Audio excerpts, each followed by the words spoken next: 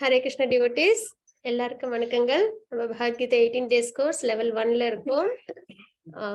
அதுல நம்ம இன்னைக்கு பார்க்க போறது ஞான யோகம், அறிவின் யோகம். அதை நம்ம இன்னைக்கு பார்க்க போறோம். அத்தியாயம் 4. சரிங்களா? நம்ம இது வரைக்கும் பார்த்தது அர்ஜுன விஷாத யோகம். அர்ஜுனனோட கவலை என்ன அப்படின்றத அந்த சாப்டர்ல நம்ம அத்தியாயத்துல நம்ம பார்த்தோம். கவலையில ஆரம்பிக்குது, எப்படி அது பாசிட்டிவ் ஆட்டிடியூட முடியுது அப்படின்றத நம்ம தெரிஞ்சுக்கிறோம். பகவத்கீதையில நமக்கும் நிறைய கவலைகள் கஷ்டங்கள் இருக்கு வாழ்க்கையில. அதெல்லாம் நம்ம எப்படி நல்லபடியா எதிர்கொண்டு வாழ்க்கையில சக்சஸா, அதாவது பக்தியில முன்னேற்றம் அடைஞ்சு இந்த மெட்டீரியல் வாழ்க்கையும் நம்ம நல்லபடியா நம்ம கையாளுறோம் அப்படின்றதுதான் பகவத்கீதை பகவான் நமக்கு கொடுத்த அறிவுரைகள். அதை கேட்கறதோட இல்லாம நம்ம வாழ்க்கையில இம்ப்ளிமெண்ட் பண்ணணும், கொண்டு வரணும். அதுதான் முழுமையான விஷயம். சரிங்களா? அதுக்கப்புறம் நம்ம பார்த்தது கீதை சாரம் அப்படின்னு பார்த்தோம். 2வது அத்தியாயத்துல நிறைய ஆத்ம தத்துவம் இதெல்லாம் நம்ம தெரிஞ்சுக்கிட்டோம். பக்தி யோகம், ஞான யோகம் இதெல்லாம் நம்ம தெரிஞ்சுக்கிட்டோம். நேற்றுக்கு நம்ம கர்ம யோகம் பார்த்தோம். கர்மா அப்படின்றது செயல் அப்படின்றத பார்த்தோம். சரிங்களா?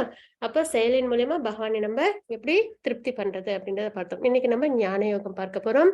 பகவானை பத்தி தெரிஞ்சுக்க போறோம் இந்த அத்தியாயத்துல. சரிங்களா? பகவத்கீதை பத்தியும் பகவானை பத்தியும் நம்ம தெரிஞ்சுப்போம். ஏன்னா பகவத்கீதையில 5 விஷயங்கள் நம்ம தெரிஞ்சுப்போம். சப்ஜெக்ட் மேட்டர்ஸ் அப்படின்னு சொல்லுவோம். பகவத்கீதையை தெரிஞ்சுக்கிறதுனால படிக்கிறதுனால என்ன நம்மளுக்கு தெரிய வருது அப்படின்னு பாத்தீங்கன்னா, ஒண்ணு ஈஸ்வரா.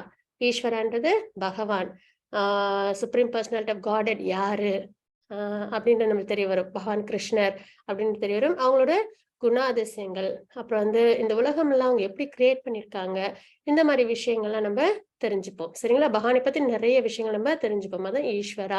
அடுத்தது ஜீவா, நம்ம ஆத்மா. ஆத்மா பத்தி தெரிஞ்சுப்போம். அதை நம்ம 2வது அத்தியாயத்துல நம்ம ஆத்ம தத்துவம் பத்தி நம்ம பார்த்தோம். ஆத்மா என்னைக்குமே அழியாதது. நம்ம எல்லாரும் நித்தியமா எப்பயுமே இருக்கதான் போறோம். ஆனா நம்ம என்ன பண்ணணும்? பகவானுக்கு பக்தி சேவையில நம்மள ஈடுபடுத்திக்கிறது தான் நம்ம ஆத்மாவோட அடையாளம் அப்படின்றத நம்ம ஆன்மீகத்தின் மூலமா நம்ம தெரிஞ்சுக்கிறோம்.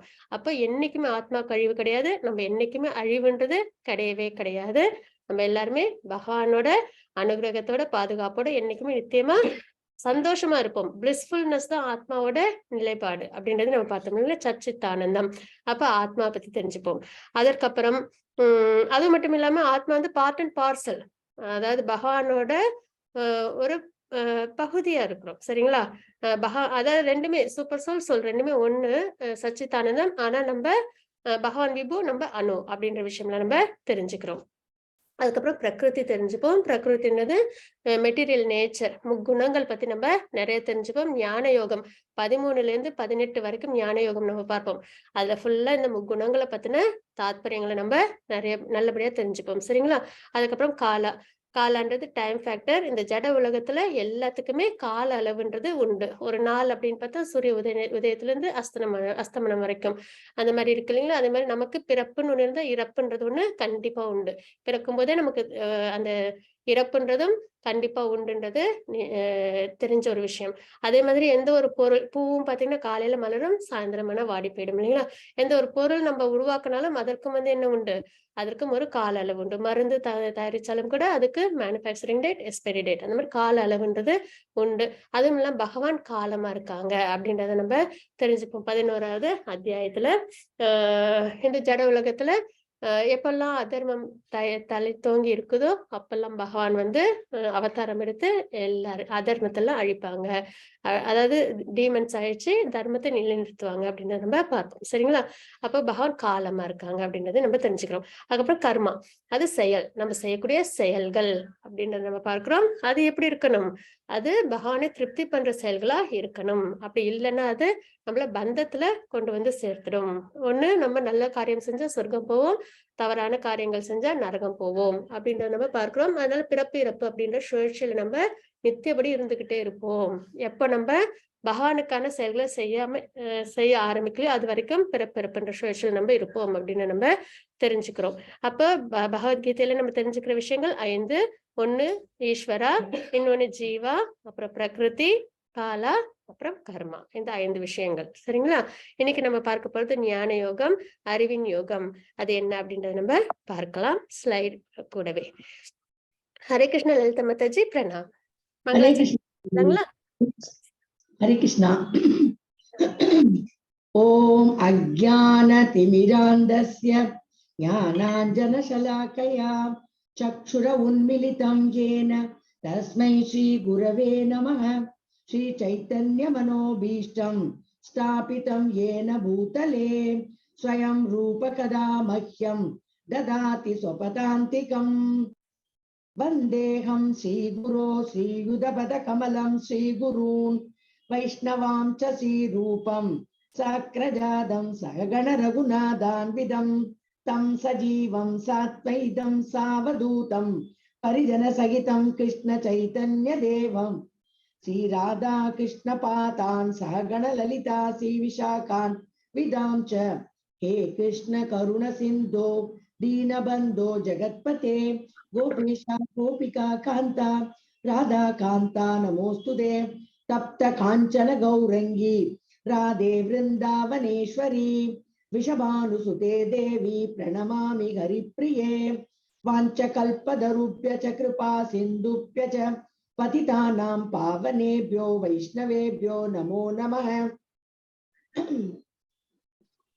नमो ओं विष्णुपाताय कृष्णप्रेष्ठाय भूतले श्रीमते भक्तिवेदान्त स्वामिनिति नामिने नमस्ते सरस्वती देवी गौरवाणी प्रसारिणे निर्विशेष शून्यवादी पाश्चात्य देशधारिणे। जय श्री कृष्ण चैतन्य प्रभु नित्यानंद श्री अद्वैत गदाधरा श्रीवासादि गौरभक्त वृंदा। हरे कृष्ण कृष्ण कृष्ण हरे हरे हरे राम राम राम हरे हरे। हरे कृष्ण कृष्ण कृष्ण हरे हरे हरे राम राम राम हरे हरे। हरे कृष्ण कृष्ण कृष्ण हरे हरे हरे राम राम राम हरे हरे। ओम नमो भगवते वासुदेवाय। हरे कृष्णा माता जी। हरे कृष्णा माता ji, thank you so much. Hare Krishna devotees. நேத்திக்கு நம்ம சாப்டர் 3 பார்த்தோம், அத்தியாயம் 3. அதுல என்னென்ன பார்த்தோம் அப்படின்னு பாத்தீங்கன்னா, துரத்தல் அல்லது செயலின் யோகம் பார்த்தோம் இல்லைங்களா? அதுல அர்ஜுனர் வந்து கொஸ்டின் கேட்டிருப்பாங்க, செயலை துரத்தல் சிறந்ததா இல்ல செயல் புரியறது சிறந்ததா அப்படின்றத கேட்டிருப்பாங்க. ஏக்கம் மத்த அப்படின்ற ஸ்லோகம் மூலியம் நம்ம பார்த்தோம். நிஷ்காம கர்மயோகா ஞான கர்மயோகா இதை பத்தி நம்ம தெரிஞ்சுட்டோம். நியத்தம் குரு கர்ம அப்படின்ற ஸ்லோகத்தின் மூலியமா கர்ம காண்டம் கர்ம யோகா பத்தி பார்த்தோம். பிரவர்த்தித்தம் சக்கரம் அப்படின்ற ஸ்லோகத்தின் மூலியமாக எடுத்துக்காட்டாக வழிநடத்துங்கள். எத்யத் ஆசிரத்தை ஸ்ரேஷ்டஸ் அப்படின்ற ஸ்லோகத்தின் மூலியமா பார்த்தோம். மிகப்பெரிய எதிரி மிக வைரினம் அப்படின்றலாம் பார்த்தோம் இல்லைங்களா? செயல் புரியறது நல்லதா செயலை துரத்தல் நல்லதான்றதுல நம்ம என்ன தெரிஞ்சுக்கிட்டோம்? நம்ம வந்து அதாவது பார்க்க துறவரம், அதாவது துறவரம் போன்ற மாதிரி இருக்கிறத விட, அதாவது ஒரு எக்ஸாம்பிள் பார்த்தோம்ல, மித்தியாச்சார அதுல பார்க்க துறவி மாதிரி இருப்பாங்க, ஆனா அவங்களோட மனமும் சென்சஸும் எதுலயும் இருக்கும், முழுக்க முழுக்க சென்ஸ் ஆப்ஜெக்ட்ஸ் மேலே இருக்கும் இல்லைங்களா? புலனின்பு பொருட்கள் மேலே லயிச்சு இருக்கும். பகவான் மேல பக்தி சேவையில் ஈடுபடுறதை விட புலனின்பு பொருட்கள் நிலைச்சிருக்கும்ன்றத பார்த்தோம். அந்த மாதிரி இருக்கிறத விட கிரகஸ்தர்களா இருந்துட்டு பக்தி சேவையில் ஈடுபடுறதுதான் சிறந்தது அப்படின்றத நம்ம பார்க்கிறோம். எதனால அப்படின்னா, நம்மளுக்கு வந்து சென்சஸ் ஆக்டிவா இருக்கிறதுனால அதை கண்ட்ரோல் பண்ணோம்னாலே ஃபால் டவுன்றது ஏற்படும் இல்லைங்களா? அதனால எப்பயுமே அதை நம்ம என்கேஜ் பண்ணிட்டே இருக்கணும், ஆனா நல்ல விதத்துல என்கேஜ் பண்ணிட்டே இருக்கணும். அதுதான் நம்ம அந்த சேரியட்ல 5 குதிரைகள் பார்த்தோம். அந்த 5 குதிரைகள் தான் நம்மளோட சென்சஸ். அந்த சென்சஸை நம்ம நல்ல நல்ல விஷயங்கள்ல பக்தி மார்க்கத்துல நம்ம என்கேஜ் பண்ணணும் அப்படின்றத நம்ம தெரிஞ்சுக்கிட்டோம் இல்லைங்களா? அதுக்கப்புறம் வந்து இன்னொரு விஷயம் என்ன, எடுத்துக்காட்டாக வழி நடத்துங்கள், அதையும் நம்ம பார்த்தோம்.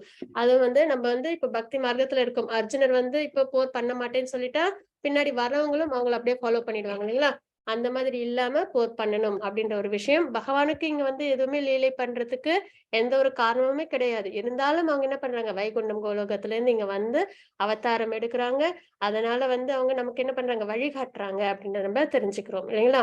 அப்போ அந்த மாதிரி எடுத்துக்காட்டாக நம்மளும் இருக்கணும். மற்றவங்களுக்கு பக்தி சேவையில் ஈடுபடுறவங்களோட நிலைப்பாடு எப்படி இருக்கும், உன்னதமா இருக்கும் அப்படின்றத நம்மளும் எடுத்துக்காட்டா இருக்கணும்.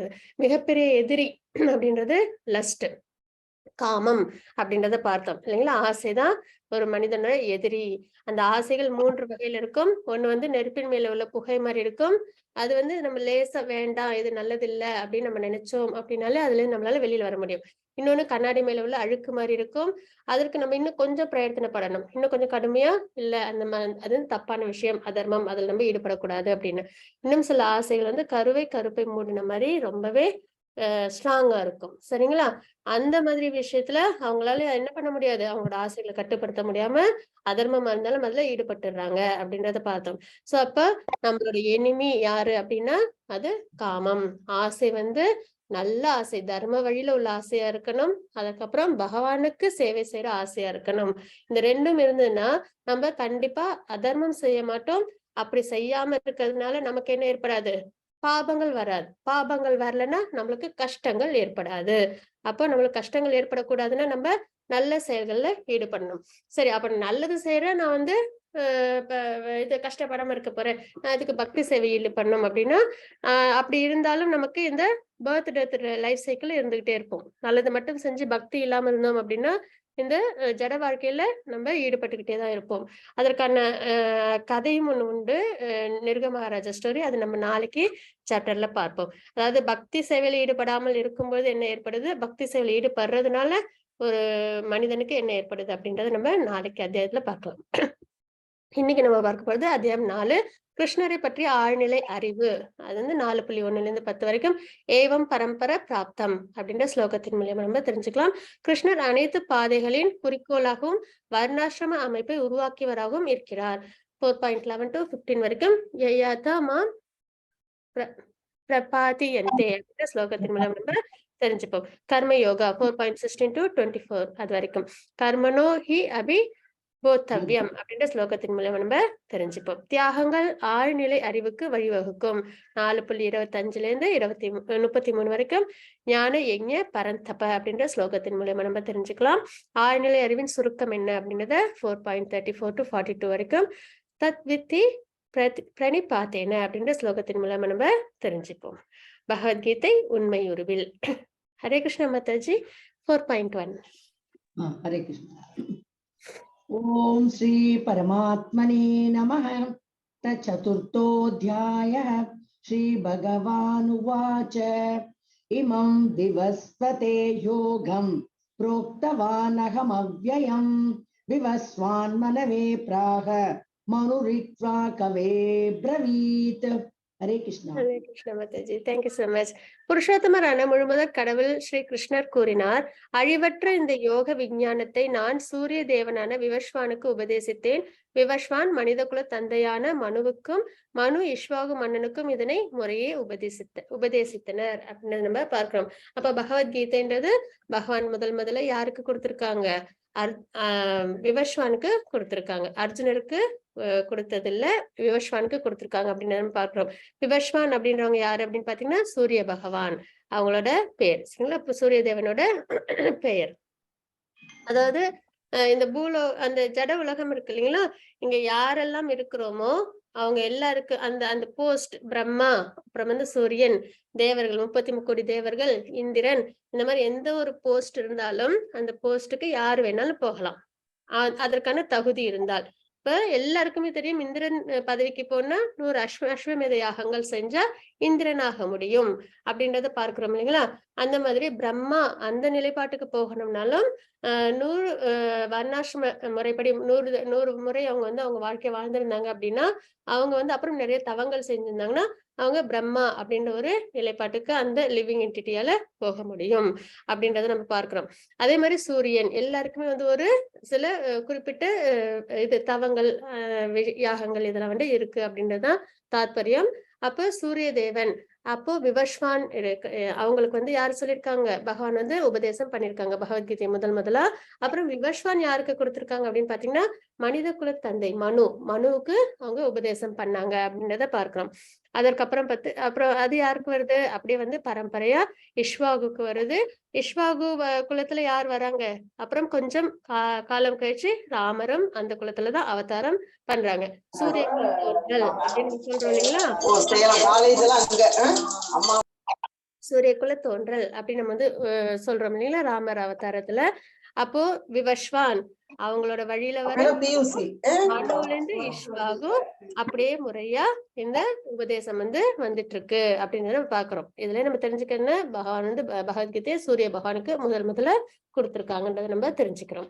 மாதாஜி 4.2 एवं परंपरा प्राप्तम इमं राजस्यो विदुः सकाले नेह महता योगो नष्ट परंतप.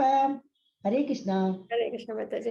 உன்னதமான இவ்விஞ்ஞானம் சீடர்களின் சங்கிலி தொடர் மூலமாக பெறப்பட்டு அவ்வாறே புனிதமான மன்னர்களால் உணரப்பட்டது. ஆனால் காலப்போக்கில் அத்தொடர் விட்டு போகவே இவ்விஞ்ஞானம் மறைந்து விட்டதை போல தோன்றுகிறது அப்படின்ற நம்ம இந்த ஸ்லோகத்துல தெரிஞ்சுக்கிறோம். சரிங்களா? முக்கியமா இதுல யாரு குறிப்பிடுறாங்கன்னு பாத்தீங்கன்னா அதாவது புனிதமான மன்னர்கள். யாருக்கு தெரியணும் பகவத்கீதை? முக்கியமா மன்னர்களுக்கு தெரியணும். யார் மூலியமா தெரியணும்? அவங்களோட குருக்கள் பிராமணர்கள் மூலியமா மன்னர்கள் வந்து பகவத்கீதை அதாவது இந்த நாலேஜ் வேத சாஸ்திரங்கள் எல்லாத்தையும் வந்து தெரிஞ்சுக்கணும். எதனால?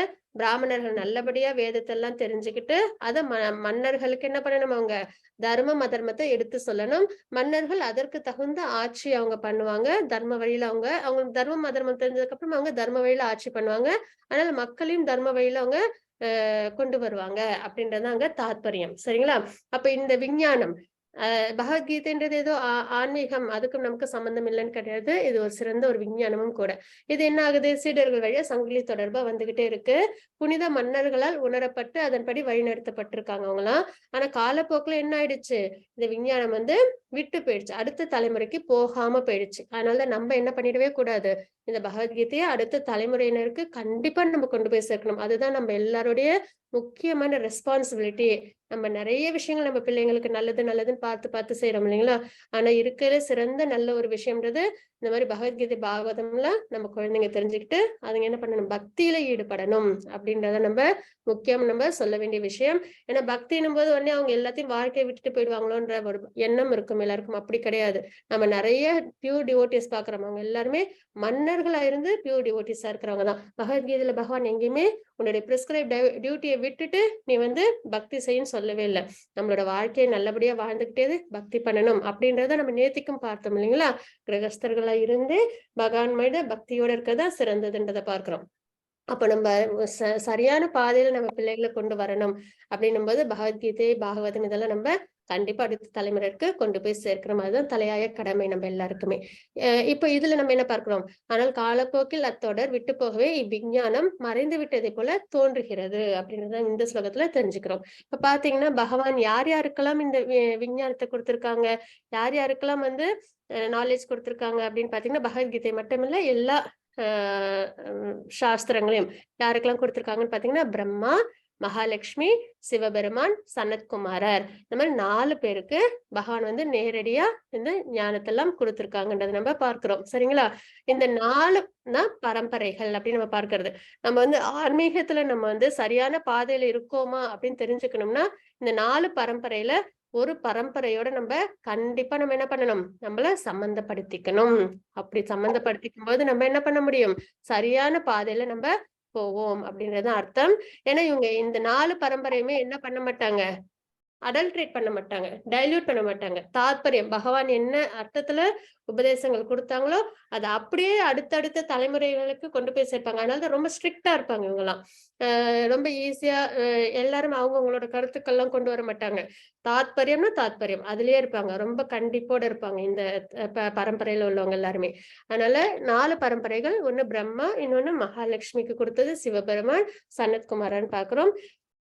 அதுல பிரம்மாவுக்கு கொடுத்தது அவங்க யார் மூலியமா அது இன்னும் அப்படியே டிசிப்ளிக் சக்சஷன்ல வருதுன்னு பாத்தீங்கன்னா மத்வாச்சாரியார் மூலியமா. அதே மகாலட்சுமிக்கு கொடுத்தது ராமானுஜாச்சாரியார் மூலியமா அப்படியே அது வந்து மற்ற டிசிபிள்ஸ்க்கு ஃபாலோ ஆகுது அப்படின்றத பார்க்கிறோம். சிவபெருமானுக்கு கொடுத்தது விஷ்ணு சுவாமி, அப்புறம் சனத்குமாரருக்கு கொடுத்து அவங்களுக்கு கொடுத்தது அதாவது 4 குமாரர்களுக்கு கொடுத்தது நிம்பகாச்சாரியார் மூலியமா அப்படியே வந்து அவங்களோட அடுத்தடுத்த தலைமுறைகளுக்கு வந்துட்டு இருக்கு அப்படின்றத நம்ம பார்க்கிறோம். சரிங்களா? இப்ப நம்ம இஷ்கான்ல நம்ம பகவத்கீதை தெரிஞ்சுக்கிறோம். அது எந்த சம்பிரதாயத்தை ஃபாலோ பண்றோம்னு பாத்தீங்கன்னா பிரம்ம சம்பிரதாயம், பிரம்ம கௌடிய சம்பிரதாயம், அதுதான் இஷ்கான் ஃபாலோ பண்றது. அதுக்கப்புறம் பாத்தீங்கன்னா இது வந்து ஸ்ரீ சம்பிரதாயம். தமிழ்நாட்டுல பாத்தீங்கன்னா நம்ம இது கோயில்லாம் பார்க்கிறோம்ல, ஸ்ரீரங்கம், திருப்பதி, அங்கெல்லாம் பாத்தீங்கன்னா ஸ்ரீ சம்பிரதாயம், ராமானுஜாச்சாரியரோட சம்பிரதாயத்தை ஃபாலோ பண்ணுவாங்க அப்படின்றத நம்ம தெரிஞ்சுக்கிறோம். சரிங்களா? அந்த மாதிரி நம்ம எப்பயுமே ஆன்மீகம் மட்டும் எப்பயுமே நம்ம ஏதோ பக்கத்துல சொல்றாங்க, தெரிஞ்சவங்க சொல்றாங்கன்னு ஃபாலோ பண்றது அவ்வளவு உகந்தது கிடையாது. இதுவும் முறையா எப்படி குழந்தைகளுக்கு நம்ம நல்ல ஒரு இன்ஸ்டிடியூட்ல நம்ம சேர்த்து விடுறோம் இல்லைங்களா? கல்வி நம்ம ஸ்கூலா இருக்கட்டும், காலேஜா இருக்கட்டும், பார்த்து பார்த்து சேர்த்து விடுறோம் இல்லைங்களா? அப்போ எதனால சரியான தரத்துல அவங்களுக்கு கல்வி கிடைக்கணும்ன்றதுக்காக. அதே மாதிரி ஆன்மீகத்தையும் நம்ம சரியான பரம்பரையோட தொடர்பு கொண்டு அவங்களோட உபதேசத்தின் பேர்ல நம்ம அந்த ஆன்மீகத்துல நம்ம முன்னேறணும் அப்படின்னா நம்ம சரியான இடத்தை நம்மளால அச்சீவ் பண்ண முடியும் அப்படின்றத இங்க தாத்பரியமா இருக்கு. மாதாஜி 4.5. ललिता माताजी. श्री भगवानुवाच बहूनि मे व्यतीतानि जन्मानि तव चार्जुन तान्यहं वेद सर्वाणि न त्वं वेत्त परन्तप. हरे कृष्णा. ஹரே கிருஷ்ண மாதாஜி. இப்போ அர்ஜுனருக்கு ஒரு சந்தேகம் வந்துருச்சு. என்ன சந்தேகம் அப்படின்னு பார்த்தோம்னா, பகவான் என்ன சொல்லியிருக்காங்க, நான் விவஸ்வானுக்கு சொல்லியிருக்கேன் அப்படின்றாங்க. ராமர் அவதாரம் பண்ணது அந்த குலம் அப்படியே வர்றது, சூரிய குல தோன்றல் பார்க்கிறோம் இல்லைங்களா? ராமர் எப்ப அவதாரம் பண்ணாங்க? திரேதா யுகத்துல. ஆனா இப்போ கிருஷ்ணர் என்ன சொல்றாங்க, நான் விவஸ்வானுக்கு சொன்னேன் அப்படின்னு சொல்றாங்க இல்லைங்களா? உடனே அர்ஜுனருக்கு ஒரு சந்தேகம் வந்துருச்சு. இப்ப நீங்களும் நானும் சமகாலத்துல இருக்கோமே, எப்படி நீங்க விவஸ்வானுக்கு நீங்க சொன்னீங்க அப்படின்னு அர்ஜுனர் கேக்குறாங்க பகவான் கிட்ட. அப்போ பகவான் அவங்களுக்கு உபதேசம் கொடுக்கறாங்க. நானும் நீயும் பற்பல பிறவிகளை கடந்துள்ளோம். ஆனால் என்னால் அவை அனைத்து எல்லாவற்றையும் நினைவு கொள்ள முடியும். ஆனால் எதிரிகளை தவிக்க செய்பவனே அது உன்னால் முடியாது அப்படின்றத பகவான் குறிப்பிடுறாங்க. நம்மளும் நிறைய பிறவிகள் நம்மளும் எடுத்திருப்போம். ஆனா நமக்கு எதுவும் அவ்வளவா ஞாபகம் இல்லை இல்லைங்களா? அதுதான் பரமாத்மாவுக்கும் ஜீவாத்மாவுக்கும் உள்ள வித்தியாசம். பரமாத்மா பகவானுக்கு எல்லாம் தெரியும். பிரசன்ட், பாஸ்ட், ஃபியூச்சர் எல்லாமே தெரியும். ஆனா ஜீவாத்மாவுக்கு போன வாரம் என்ன நடந்தது, நேற்று என்ன நடந்ததுன்றதே அந்த அளவுக்கு நினைவுல சரியா வச்சுக்க முடியாத நிலையில இருக்கும் இல்லைங்களா? அதுதான் வித்தியாசம் அப்படின்றது. எதனால அப்படின்னு பாத்தீங்கன்னா, பகவான் கம்ப்ளீட்லி ரினௌன்ஸ்ட், பற்றுதல் அற்று இருப்பாங்க அப்படின்றத பாக்குறோம். அப்புறம் மாயையை கண்ட்ரோல் பண்றவங்க. ஆனா நம்ம மாயைக்கு உட்பட்டு இருக்கோம் அப்படின்றத நம்ம இங்க தெரிஞ்சுக்கிறோம். அப்புறம் நிறைய தவறுகள்லாம் செஞ்சு நிறைய பாபங்களை எல்லாம் சேகரிச்சிருப்போம் இல்லைங்களா? அதோட தாக்கத்தினாலையும் நமக்கு நம்மளோட ஞாபக சக்தி எல்லாம் குறைஞ்சிருக்கும். சரிங்களா? அப்போ வித்தியாசம் இருக்கு. இதுல நம்ம என்ன தெரிஞ்சுக்கிறோம்? பகவானை பத்தி தெரிஞ்சுக்கிறோம். இந்த ஸ்லோகத்துல என்ன தெரிஞ்சுக்கிறோம்? பகவானுக்கு அனைத்தும் தெரியும். நடப்பது, நடக்க போறது, நடந்தது எல்லாமே தெரியும். ஆனா ஜீவாத்மாவுக்கு எல்லாமே கம்ப்ளீட்டா தெரியாது அப்படின்றத நம்ம தெரிஞ்சுக்கிறோம். அதனால பகவானோட உயர்ந்த தத்துவத்தை நம்ம தெரிஞ்சுக்க ஆரம்பிக்கிறோம். நம்ம பார்த்துட்டு இருக்கிறது யோகா ஆஃப் நாலேஜ். அப்புறம் இங்க பாத்தீங்கன்னா பிரம்மாவின் ஆயுள் அது என்ன அப்படின்றத நம்ம பார்ப்போம். இப்ப பாத்தீங்கன்னா நம்ம அதாவது 4 யுகங்கள் உண்டு இல்லைங்களா? சத்தியுகம், திரேதாயுகம், துவாபரயுகம், கலியுகம் அப்படின்னு 4 திவ்ய யுகங்கள் உண்டு. அதுல கலியுகத்தோட கால அளவு 4,32,000 அப்படின்றத நம்ம பார்க்கிறோம். சரிங்களா? இதுதான் கலியுகத்தோட கால அளவு. அதுல நம்ம இப்ப கடந்திருக்கிறது 5000 வருடங்கள் மட்டுமே தான். சரிங்களா? 5000 வருடங்கள் பிளஸ் ஒரு 120 இயர்ஸ் 125 இயர்ஸ் தான் கடந்திருக்கும். ஆனா இன்னும் எவ்வளவு ஆண்டுகள் இருக்கு? 4,28,000 ஆண்டுகள் கிட்ட இன்னும் பெண்டிங் இருக்கு கலியுகத்துக்கு. அப்போ கலியுகத்தோட கால அளவை மட்டும் நம்ம ஞாபகம் வச்சுக்கணும். 4,32,000. அத இன்டு 2 போட்டோம்னா துவாபர யுகத்தோட கால அளவு கிடைக்கும். கலியுகம் இன்டு 3 திரேதாயுகத்தோட கால அளவு. கலியுகம் இன்டு 4 சத்தியுகத்தின் கால அளவு. சரிங்களா? அப்ப இவ்வளவு காலங்களும் சேர்ந்து இருக்கும்போது அது ஒரு திவ்ய யுகமா நம்ம கணக்குல எடுத்துக்கிறோம். அப்புறம் ஒரு திவ்ய யுகம் முடியும் பொழுதும் சந்தியாஸ் அப்படின்றது உண்டு. திவ்ய யுகம் முடியும் பொழுது மட்டும் இல்ல, ஒரு யுகம் முடியும் சமயத்திலயும் சந்தியாஸ் அப்படின்ற ஒரு சின்ன ஒரு கால. இப்ப நம்மளுக்கு பகலும் இரவும் இணைய நேரம் நம்ம சந்தி அப்படின்னு சொல்ல முடியல. அது மாதிரி காலையிலயும் இரவும் பகலும் இணைய நேரம் சந்தி அப்படின்னு சொல்ல முடியல. அது மாதிரி சந்தியாஸ் அப்படின்ற கால அளவும் உண்டு அப்படின்றத தெரிஞ்சுக்கிறோம். சரிங்களா? அதுக்கப்புறம் பாத்தீங்கன்னா பிரம்மாவோட ஒரு நாள் கணக்குல எத்தனை மனுக்கள் இருப்பாங்க? 14 மனுக்கள் இருப்பாங்க. அவங்களோட அப்ப 14 மனுக்கள். அவங்களுக்கு ஒரு மனுக்கும் எவ்வளவு திவ்ய யுகங்கள் வரும் அப்படின்னு பார்த்தோம்னா 71 திவ்ய யுகங்கள் வரும் அப்படின்றத பார்க்கிறோம். சரிங்களா? அதாவது கலியுகம், துவாபர யுகம், திரேதாயுகம், சத்தியுகம். இந்த 4 யுகங்கள், இந்த 4 யுகங்களும் 1000 முறை சுழற்சி பண்ணும்போது பிரம்மாவோட ஒரு பகல், 1000 முறை மறுபடியும் இன்னொரு சுழற்சி பண்ணும்போது பிரம்மாவோட இரவு. அப்ப பிரம்மாவோட ஒரு கம்ப்ளீட் நாள், டே அண்ட் நைட் சேர்ந்து வர்றது 2000 திவ்ய யுகங்கள். சரிங்களா? அப்படி 2000 திவ்ய யுகங்கள்ல அந்த ஒரு நாள் கணக்கு வருது இல்லைங்களா? அந்த ஒரு நாள் கணக்குல 1000 முறை திவ்ய யுகங்கள் சுழற்சி நடைபெறும் போது 14 மனுக்கள் ஆட்சி பண்றாங்க. அப்ப ஒரு மனுவும் எத்தனை திவ்ய யுகங்கள் ஆட்சி பண்றாங்கன்னு பாத்தீங்கன்னா 71 திவ்ய யுகங்களை ஆட்சி பண்றாங்க அப்படின்றத நம்ம இங்க பார்க்கிறோம். சரிங்களா? அப்ப பிரம்மாவுக்குன்னு எவ்வளவு கால அளவு அப்படின்னு பார்த்தோம்னா 311.04. ஓகேங்களா? எத்தனை லட்ச கோடி ஆண்டுகள் அவங்களோட கால அளவை நம்ம பார்க்கிறோம். இதுதான் கால்குலேஷன். பிரம்மா இப்போ உள்ள பிரம்மாவோட ஆயுள் காலம் என்ன அப்படின்னு பார்த்தீங்கன்னா, பிரம்மா வந்து 50 ஆண்டுகள் கடந்து விட்டார். நம்ம இப்ப இருக்கிறது வைவஸ்வத மனு. சரிங்களா? 14 மனுக்கள்ல இப்போ உள்ள மனு வந்து 7வது மனு. சரிங்களா? அப்ப பாதி அளவு முடிஞ்சு போச்சு. 6 மனுக்களோட காலங்கள் முடிஞ்சு போச்சு. ஒரு மனும் 71 ஆண்டுகள், 71 திவ்ய யுகங்களை அவங்க ஆட்சி பண்ணுவாங்கன்றதை நம்ம பார்த்தோம்.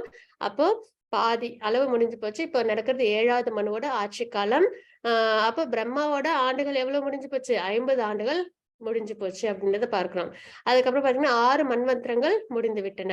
4 யுகங்கள் 27 முறை சுழற்சி முடிஞ்சிருச்சு.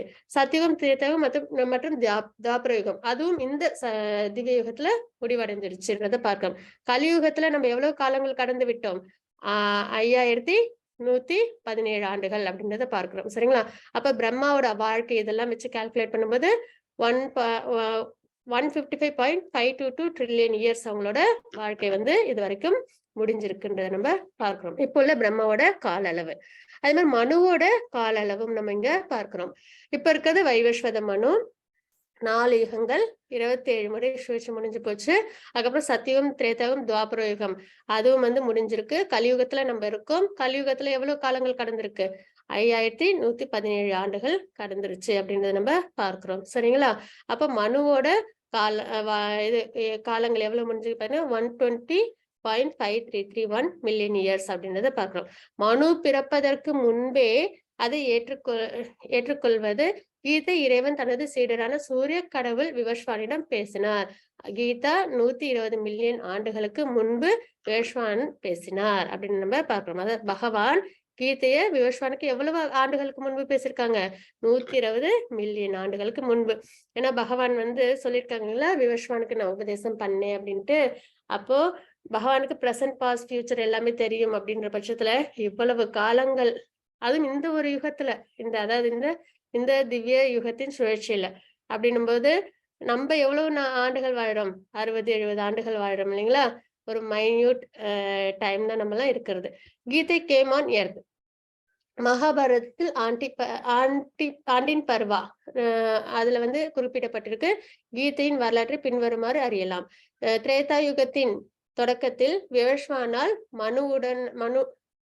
மனுவுடனான இந்த உறவின் விஞ்ஞானம் வழங்கப்பட்டது. அதாவது மனுவிற்கு இந்த விஞ்ஞானம் வழங்கப்பட்டது அப்படின்றத நம்ம இங்க பார்க்கிறோம். சரிங்களா? திரேதாயுகத்தின் தொடக்கத்தில் மனு மனித குலத்தின் தந்தையாக இருப்பதால் இந்த பூமியின் கிரகத்தின் ராஜாவாக தனது மகனான மகாராஜா இஷ்வாகுக்கு கொடுத்தார் அப்படின்றத பார்க்கிறோம். அதுக்கப்புறம் ராமச்சந்திரர் தோன்றிய ரகு வம்சத்தின் முன்னோடி ஆகையால் மகாராஜா இஷ்வாகுவின் காலத்தில் இருந்தே மனித சமூகத்தில் பகவத்கீதை இருந்தது அப்படின்னு நம்ம இங்க தெரிஞ்சுக்கிறோம். அது பிரம்மாவோட ஒரு நாள் கணக்கு, ஒரு மணி நேரம் கணக்கு, பிரம்மாவின் ஒரு நிமிடம், பிரம்மாவின் ஒரு நொடி, ஆண்டு. அதாவது நம்ம பூமி இதோட கணக்கு பண்ணும்போது பிரம்மாவுக்கு ஒரு நொடின் போது நமக்கு இந்த எர்த்லி இயர்ஸ்ல 1,00,000 ஆண்டுகள் ஓடிடும் அப்படின்னு நம்ம இங்க தெரிஞ்சுக்கிறோம். மத்தது 4.6. அஜோபி சனவ்யாத்மா பூதானாம் ஈஸ்வரோபி சன் பிரகிருதிம் ஸ்வாமதிஷ்டாய சம்பவாம்யாத்ம மாயையா. ஹரே கிருஷ்ணா. ஹரே கிருஷ்ண மாதாஜி. கிருஷ்ணர் எப்படி தோன்றினார் அப்படின்னு நம்ம இந்த ஸ்லோகத்துல தெரிஞ்சுக்கிறோம். நான் பிறப்பற்றவனாக இருந்தாலும், எனது திவ்யமான உடல் அழிவற்றதாக இருந்தாலும், உயிர் வாழிகள் அனைவருக்கும் நானே இறைவனாக இருந்தாலும், நான் எனது சுயமான திவ்ய உருவில் ஒவ்வொரு யுகத்திலும் தோன்றுகின்றேன் அப்படின்றத நம்ம இங்க பார்க்கிறோம். சரிங்களா? இப்ப நம்ம பார்த்துட்டு இருக்கிறது yoga of knowledge. 5 subject matters இருக்கு. அதுல ஈஸ்வரா பகவானை பத்தி நிறைய தெரிஞ்சுப்போம் பகவத்கீதையில அப்படின்னு நம்ம பார்க்கிறோம் இல்லைங்களா? எதனால நம்ம பகவானை பத்தி தெரிஞ்சுக்கணும்? ஏன்னா நம்மளுக்கு பகவான் பரிச்சயமானவங்களா ஆகணும் ஃபர்ஸ்ட். ஏன்னா நம்மளுக்கு ஒருத்தவங்க மேல அன்பு வரணும் அப்படின்னா அவங்கள பத்தி நம்மளுக்கு நல்லா தெரியணும் இல்லைங்களா? அவங்கள பத்தி நல்லா தெரியணும்னா அவங்கள பத்தி நிறைய விஷயங்கள் நம்ம கேள்விப்படணும், தெரிஞ்சுக்கணும். அப்பதான் அவங்க மேல நம்மளுக்கு ஒரு அபிப்பிராயம் வரும், அன்பு வரும் இல்லைங்களா? நம்ம குடும்பத்துல உள்ளவங்க மேல நமக்கு இயல்பா அன்பு வரும். ஏன்னா அவங்களோட நம்ம நல்லா பழகுறோம். அதே நம்ம வெளியில ஸ்ட்ரேஞ்சர்ஸ் எல்லாம் பார்க்கும்போது அவங்களுக்கு நமக்கு எந்த தொடர்பும் இல்லாம இருப்போம் இல்லைங்களா? அந்த மாதிரி நம்ம வந்து இப்ப பகவான் அப்படின்போது நம்ம வந்து ஆன்மீகத்தை நல்லபடியா முன்னேற்றம் அடையணும்னா நம்ம அவசியம் பகவானை பற்றி நிறைய கேட்டு தெரிஞ்சுக்கணும். அப்போ நமக்கு என்ன ஏற்படும்? பகவானோட ஒரு நல்ல ஒரு உறவு ஏற்படும் அப்படின்ற தாற்பயம் இருக்கு. அதனால நம்ம இப்போ யோகா ஆஃப் நாலேஜ்ல பகவானை பத்தி நம்ம நிறைய தெரிஞ்சுக்கிறோம். நான் பிறப்பற்றவனாக இருந்தாலும் எனது திவ்யமான உடல் அழிவற்றதாக இருந்தாலும் உயிர்வாழிகள் அனைவருக்கும் நானே இறைவனாக இருந்தாலும், அப்ப பகவான் தான் எல்லா உயிர்வாழிகளுக்கும் இறைவன். பகவானோட திருமேனி அழிவற்றது, திவ்யமானது. நம்மளது மாதிரி இந்த ஜட உடல் அப்புறம் வந்து ஸ்தூல சரீரம் இதெல்லாம் கிடையாது. பகவானோட திவ்யமான உடல், அதாவது சச்சிதானந்த ஸ்வரூபமா பகவான் இருக்காங்க. அப்புறம் பிறப்பற்றவன் அப்படின்றத நம்ம இங்க தெரிஞ்சுக்கிறோம் சரிங்களா? ஆத்மாவும் பிறப்பற்றது, பகவானும் பிறப்பற்றவங்க அப்படின்னு நம்ம இங்க தெரிஞ்சுக்கிறோம். அப்போ நான் எனது சுயமான திவ்ய உருவில் ஒவ்வொரு யுகத்திலும் தோன்றுகின்றேன். அப்ப பகவான் எப்பெல்லாம் அவதாரம் எடுக்கிறாங்களோ அப்பெல்லாம் நம்ம என்ன நினைச்சிடக்கூடாது, நம்மளது மாதிரி கிராஸ் பாடி ஷட்டில் பாடி எல்லாம் பகவானுக்கு இருக்கு அப்படின்றது கிடையாது. பகவான் அவங்களோட திவ்யமான உருவத்துல அவங்க ஒவ்வொரு யுகத்திலும் தோன்றாங்க அப்படின்னா. ஏன்னா இப்ப பாத்தீங்கன்னா எந்த ஒரு இதுலயும் வந்து அவதாரத்திலயும் பாத்தீங்கன்னா பகவானோட உடல் கிடைச்சதுன்றதே கிடையாது. ராமர் என்ன பண்ணாங்க? சரையு நதியில அப்படியே இறங்குனாங்க, அப்படியே அவங்க வந்து வைகுண்டம் சென்றாங்கன்றத பார்க்கிறோம். அந்த கிருஷ்ண அவதாரத்திலும் பாத்தீங்கன்னா வேட நம்ப எழுதுனாங்கன்றதான் தெரியுமே தவிர பகவானோட திருமேனிலாம் கிடையாது இல்லைங்களா? அவங்க அப்படியே வந்து என்னது டிஸப்பியரன்ஸ் தான் ஆவாங்க அப்படின்னு நம்ம தெரிஞ்சுக்கிறோம் இல்லைங்களா? அப்ப பகவான் எப்படி தோன்றாங்க? ஒவ்வொரு யுகத்திலும் திவ்யமான உருவில் அவங்க அவதாரம் எடுக்கிறாங்கன்றத நம்ம இங்க தெரிஞ்சுக்கிறோம். மாதாஜி 4.7 यदा यदा हि धर्मस्य ग्लानिर्भवति भारत अभ्युत्थानमधर्मस्य तदात्मानं सृजाम्यहम्. हरे कृष्णा. ஹரே கிருஷ்ண மாதாஜி.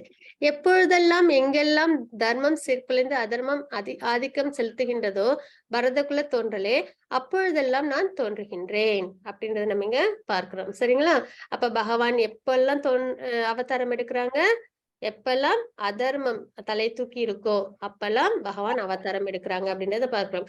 ஒவ்வொரு யுகத்தின் முடிவிலையும் பாத்தீங்கன்னா அதர்மம் தலை தூக்கி இருக்கும். ராவணன் அவங்க என்ன பண்ணாங்க? எல்லாரையும் தன்னோட கண்ட்ரோல்ல கொண்டு வந்து அவங்கதான் பெஸ்டா இருக்கணும் அப்படின்னு. அதே மாதிரி ஹிரண்யகசிபு தன்னைதான் வழிபாடு பண்ணணும் அப்படின்னு வந்து என்ன பண்ணாங்க? மத்தவங்க எல்லாரையும் கண்டிப்போட பகவானெல்லாம் வழிபடக்கூடாது, என்னையதான் வழிபடணும் அப்படின்றத சொல்லியிருந்தாங்க இல்லைங்களா? அதே மாதிரி இப்போ கம்சன் அவங்களும் நிறைய துவாபர நிறைய இது அசுரர்கள் இருந்தாங்கன்னா பூமி மாதா வந்து போய் யார்கிட்ட முறையிட்டாங்க? பிரம்மா கிட்ட முறையிட்டாங்கன்றத பாக்குறோம். அப்ப எப்பெல்லாம் அதர்மம் தலை தூக்கி இருக்கோ அப்பெல்லாம் பகவான் என்ன பண்றாங்க? அவதாரம் எடுக்கிறாங்க அப்படின்றத பார்க்கிறோம். மாதாஜி 4.8 परित्राणाय साधूनां विनाशाय च दुष्कृतां धर्म संस्थापनार्थाय संभवामि युगे युगे. हरे कृष्णा. ஹரே கிருஷ்ண மாதாஜி. பக்தர்களை காத்து துஷ்டர்களை அழித்து தர்மத்தின் கொள்கைகளை மீண்டும் நிலைநிறுத்துவதற்காக நானே யுகம்தோறும் தோன்றுகின்றேன் அப்படின்றத பகவான் இந்த ஸ்லோகத்துல குறிப்பிடுறாங்க சரிங்களா? அப்ப பகவான் 3 காரணங்களுக்காக லீலைகள் அவதாரங்கள் எடுக்கிறாங்க அப்படின்றத பார்க்கிறோம். ஒண்ணு பக்தர்களை காப்பாத்துறதுக்காக, அதர்மத்திலிருந்து அதர்மவாதிகள்ட்ட இருந்து காப்பாத்துறதுக்காக. பிரகலாத் மகாராஜா எப்படி கஷ்டப்படுத்தினாங்க ஹிரண்யகசிபு, அப்ப அவங்களை காப்பாத்துறதுக்காக நரசிம்ம அவதாரம் பகவான் எடுக்கிறாங்க அப்படின்றத பார்க்கிறோம் இல்லைங்களா? அந்த மாதிரி ஒரு சமயத்திலையும் பக்தர்கள் துன்பப்படும் போது அவங்களை காப்பாத்துறதுக்காக, பக்தர்கள்னா சாதுக்கள் சரிங்களா? துஷ்டர்களை அழிப்பதற்காக, யாரெல்லாம் அதர்மம் செய்யறாங்களோ அவங்களை அழிக்கிறதுக்காக, தர்மத்தின் கொள்கைகளை மீண்டும் நிலைநிறுத்துவதற்காக. அப்போ அவங்க எப்பயுமே அதர்மைகள் இருக்கும்போது என்ன ஆயிடும்? தர்ம வழியில யாருமே நடக்க முடியாது இல்லைங்களா? அப்ப மறுபடியும் தர்மத்தை நிலைநிறுத்துவதற்காக. அப்ப இந்த 3 காரணங்களுக்காக பகவான் ஒவ்வொரு யுகம்தோறும் அவதாரம் எடுக்கிறாங்க அப்படின்றத பார்க்கிறோம் சரிங்களா? மாதாஜி 4.9 जन्म कर्म च मे दिव्यम् एवं यो वेत्ति तत्त्वतः त्यक्त्वा देहं पुनर्जन्म नेति मामेति सोऽर्जुन. हरे कृष्णा. ஹரே கிருஷ்ண மாதாஜி. எனது தோற்றமும் செயல்களும் திவ்யமானவை என்பதை எவனொருவன் அறிகின்றானோ அவன் இந்த உடலை விட்ட பின் மீண்டும் இப்பௌதீக உலகில் பிறப்பு எடுப்பதில்லை. அர்ஜுனா, அவன் எனது நித்திய உலகை அடைகின்றான் அப்படின்றத பகவான் குறிப்பிடுறாங்க. சரிங்களா? நம்ம எதுக்காக இதெல்லாம் தெரிஞ்சுக்கணும்னு ஒரு சிந்தனை வந்திருக்கும் இல்லைங்களா? இவ்வளவு நேரம் நம்ம கேட்கும்போது எதுக்காக பகவான் திவ்ய உருவத்தோட அவதாரம் எடுக்கிறாங்க, அதுக்கப்புறம் வந்து அவங்க அதர்மம் தலை தூக்கும் போது எதற்காக அவதாரம் எடுக்கிறாங்க, வரிசையா நம்ம பார்த்துட்டே இருந்தோம். பகவானுக்கு பிரசன்ட் தெரியும், பாஸ்ட் தெரியும், ஃபியூச்சர் தெரியும் அப்படின்னு எல்லாம் நம்ம தெரிஞ்சுட்டு வரோம் இல்லைங்களா? வரிசையா நிறைய பகவானை பத்தின விஷயங்கள். அப்ப நமக்கு தோணும் இல்லைங்களா, எதற்காக இதெல்லாம் நம்ம தெரிஞ்சுக்கணும் அப்படின்னு. இதுதான் காரணம். எனது தோற்றமும் செயல்களும் திவ்யமானவை என்பதை எவனொருவன் அறிகின்றானோ அவன் இந்த உடலை விட்ட பின் மீண்டும் இப்பௌதீக உலகில் பிறப்பு எடுப்பதில்லை. அர்ஜுனா, அவன் எனது நித்திய உலகை, அதாவது பகவானோட லோகம், வைகுண்டம் கோலோகத்தை அவங்க அடையிறாங்க அப்படின்னு நம்ம இங்க தெரிஞ்சுக்கிறோம். அதுவும் இல்லாம பகவானை பத்தி நிறைய தெரிஞ்சுக்கும் போது பகவானோட நமக்கு பந்தம் இன்னும் அதிகரிக்கும் அப்படின்றத நம்ம இங்க தெரிஞ்சுக்கிறோம். கிருஷ்ணருக்கும் நம் அனைவருக்கும் உள்ள வித்தியாசங்கள் என்ன அப்படின்னு பார்த்தோம்னா, கிருஷ்ணரின் வடிவம் ஆன்மீகம், நம் அனைவரின் வடிவம் தற்காலிகமானது அப்படின்றத நம்ம இங்க பார்க்கிறோம். சரிங்களா? நமக்கு 3 லேயர்ஸ் உண்டு. ஒன்னு சோல், ஆத்மா, இன்னொன்னு ஸ்தூல சரீரம், இன்னொன்னு இந்த ஜட சரீரம். சரிங்களா? ஆத்மான்றது சச்சித்தானந்த ஸ்வரூபம். அதே வந்து இது ஸ்தூல சரீரம்ன்றது மைண்ட், ஃபால்ஸ் ஈகோ, இன்டெலிஜென்ஸ், இது 3ம் சேர்ந்தது. அதுலதான் எல்லாமே ரெஜிஸ்டர் ஆகும். நம்ம செய்யற கர்ம வினைகள், அப்புறம் நம்மளோட ஆசைகள், நம்மளோட குணங்கள், இதெல்லாம் இருக்கும். அப்புறம் நான்ற அகங்காரமும் அதுலதான் இருக்கும். சரிங்களா? அப்ப இது எல்லாமே வந்து எதுல இருக்கும்? ஸ்தூல சரீரம் அதோட இருக்கும். இதுதான் நம்மளை விட்டு போகாது சீக்கிரத்துல. அதுக்கப்புறம் பாத்தீங்கன்னா இந்த ஜட உடல், பஞ்சபூதங்களிலான ஜட உடல், இது வந்து நிலம், நீர், நெருப்பு, காற்று, ஆகாயத்தால் ஆனது. இது ஒரு தடவையும் பிறப்பு எடுக்கும்போது கிடைக்கும், பிறவி முடியும் போது, இறப்பு வரும்போது அது நம்மளை விட்டு போயிடும். ஆனா இந்த ஸ்தூல சரீரம் இருக்கு இல்லைங்களா, அது எப்பயுமே நம்ம கூடவே தான் இருக்கும். எப்போ நம்ம பக்தி சேவையில ஈடுபட்டு நம்ம அந்த ஃபால்ஸ் ஈகோ, நான் அப்படின்ற அகங்காரம் இல்லாம பகவானுக்கு நம்ம பக்தி சேவையில ஈடுபடுறதுதான் உன்னதமானது, பகவானோட பார்ட் அண்ட் பார்சல் நம்ம அப்படின்றதெல்லாம் நம்ம தெரிஞ்சுக்கிறோமோ, அப்போ நம்ம பக்தியில ஈடுபட இந்த ஸ்தூல சரீரமும் நம்மளை விட்டு விலகி போகும். அப்ப பகவானோட லோகத்தை அடையணும்னா நமக்கு இந்த 2 சரீரங்களும் இருக்கக்கூடாது. அப்போ என்ன இருக்கணும்? சச்சித்தானந்த ஸ்வரூபமா இருக்கணும். அப்போ நம்ம என்ன பண்ண முடியும்? பகவானை அடைய முடியும். அதற்கான பிரயத்தனம் தான் இந்த ஆன்மீக முயற்சி அப்படின்னு நம்ம பார்க்கிறோம். இந்த ஆன்மீகத்துல நம்ம நல்லபடியா ப்ராக்ரஸ் ஆக நம்மளால கண்டிப்பா பகவானை அடைய முடியும் அப்படின்னு தெரிஞ்சுக்கிறோம். நாம் கட்டுப்படுத்தப்படுகின்றோம். எதால? மாயையால். கிருஷ்ணர் மாயை கட்டுப்படுத்துகிறார் அப்படின்றது நம்ம இங்க தெரிஞ்சுக்கிறோம். சரிங்களா? இதுதான் ஆத்மாவுக்கு பரமாத்மாவுக்கும் உள்ள வித்தியாசங்களை நம்ம பார்க்கிறோம். பகவானை பொறுத்த வரைக்கும் சச்சிதானந்த ஸ்வரூபம். மாதாஜி 4.10. வீதராக பயக்ரோதா மன்மயா மாமுபாசிதாः பகவோ ஞான தபசா பூதா மத் பாவமாகதாः. ஹரே கிருஷ்ணா. ஹரே கிருஷ்ண மாதாஜி. பற்றுதல், பயம், கோபம் இவற்றிலிருந்து விடுபட்டு முழுவதும் என்னில் லயித்து என்னை சரணடைந்த பற்பல நபர்கள் என்னை பற்றி அறிவால் இதற்கு முன் தூய்மை அடைந்துள்ளனர். இவ்வாறாக அவர்கள் எல்லோரும் என் மீது திவ்யமான அன்புடையவர்கள் ஆகின்றனர் அப்படின்னு நம்ம இங்க தெரிஞ்சுக்கிறோம். அப்ப பகவானை பத்தி தெரிஞ்சுக்கிறதுனால நமக்கு என்ன ஏற்படும்? பற்றுதல், பயம், கோபம், இதுல இருந்து நம்மளுக்கு விடுதலை கிடைக்கும். பற்றுதல், இந்த ஜட வாழ்க்கையில பற்றுதல் இருக்கு இல்லைங்களா, அப்புறம் பயம், கிடைக்குமோ கிடைக்காதோன்ற பயம் எப்பயுமே இருந்துகிட்டே இருக்கு இல்லைங்களா, நித்தியமா. அப்புறம் கோபம், கிடைக்காத பட்சத்துல கோபமும் வருது இல்லைங்களா. அப்ப இந்த மாதிரி விஷயங்கள், இந்த ஜட சம்பந்தப்பட்ட விஷயங்கள்ல இருந்து நம்ம என்ன பண்ணிடுவோம்? விடுபடுவோம். ஆன்மீகத்துல முன்னேற்றம் அடையும் போது, பகவானை பக்தி சேவையில வழிபடும் போது, சரியான புரிதலோட. சரிங்களா? அப்ப பற்றுதல், பயம், கோபம் இதுல இருந்து விடுபட்டு முழுதும் என்னில் லயித்து என்னை சரணடைந்த பற்பல நபர்கள் என்னை பற்றி அறிவால். நம்ம பார்த்துட்டு இருக்கிறது யோகா ஆஃப் நாலேஜ். சரிங்களா? அப்ப பகவானை பற்றி நம்ம நிறைய தெரிஞ்சுக்கிறதுனால நம்மளுக்கு என்ன ஏற்படுது? தூய்மை ஏற்படுது. நம்ம கிட்ட உள்ள அந்த அறியாமை அப்படின்றது நம்மளை விட்டு விலகி போயிடும். சரிங்களா? இவ்வாறாக அவர்கள் எல்லோரும் என் மீது திவ்யமான அன்புடையவர்கள் ஆயினர் அப்படின்னு நம்ம இங்க பார்க்கிறோம். சரிங்களா? அப்ப நம்ம கிட்ட அந்த அறியாமை அப்படின்றது போனதுக்கு அப்புறம் நம்மளுக்கு தெரிய வந்துடும் பகவான் தான் சர்வ காரண காரணம். நம்ம பகவானோட பக்தியில ஈடுபடணும் அப்படின்னு நம்ம தெரிஞ்சுக்கிறோம். அதாவது ஒரு பேரண்ட்ஸ் கூட இருக்கும்போது குழந்தைங்க எவ்வளவு பாதுகாப்போட இருக்காங்க இல்லைங்களா? எந்த ஒரு கவலையும் கிடையாது. நமக்கு ஃபீஸ் கட்டுவாங்களா? நமக்கு தேவையான உணவு, பிடித்தமான உணவு கொடுப்பாங்களா? நம்மளுக்கு ட்ரெஸ் எல்லாம் வாங்கி தருவாங்களா? எதை பத்தியும் கவலையப்பட மாட்டாங்க. அவங்க பாட்டுக்கு சந்தோஷமா இருப்பாங்க இல்லைங்களா?